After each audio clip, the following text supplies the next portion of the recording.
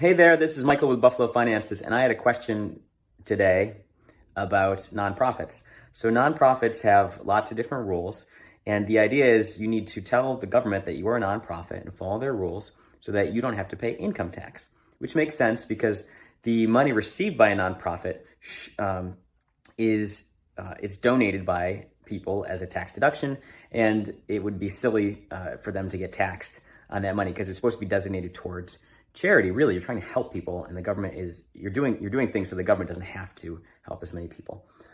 Anyway, that's the rules. It doesn't really matter why. Those are the rules. So let's talk about when you have to do certain things. So as a nonprofit, you have to register and get your nonprofit authorization from the federal government. And every state has different rules.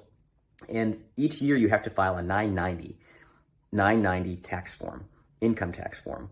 And if you don't do that, you will lose your nonprofit status and all money received by that organization will be taxed.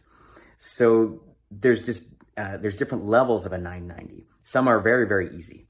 So to give you specific numbers, a 990-N is what you would file. That's what you file if you have less than $50,000 of receipts in a year. So if you're very, very small, that's the one you file. And it's basically a postcard. You can very easily go to the IRS website to file that. So it's not hard, but you do need to do it. Otherwise, you're going to be out of compliance and you're going to be treated like a profitable organization. You'll generate a K-1, which will go to your personal tax return. You'll get taxed on that. So you don't want that.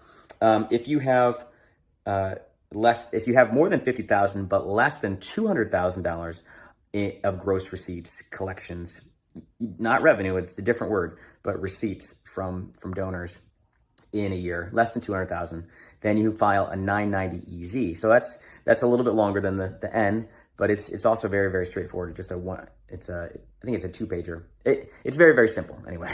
So those two things, if you are a nonprofit, you probably should do this on your own. You don't want to spend a lot of money hiring and outsourcing that. Your treasurer or whoever's designated to handle your money should be able to do that because they should be keeping financial records of how much money they're getting in and sending out and where it's going. That's part of running the organization. All right, and if you have more than that, then you're going to have to do if you have more than 200,000 up to $500,000 collections in a year, that's going to be the straight 990 form.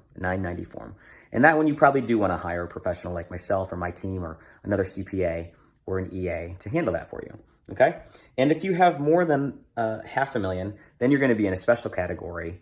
And you're probably going to have someone on board that's a financial expert so you don't get in over your head, or work with a specialist. I know CPA firms that just focus on nonprofits. That's the only thing they do. And you're going to want one of those because there's a lot of rules and regulations when you get there. You file a different form. It's called the 990-PF. Okay.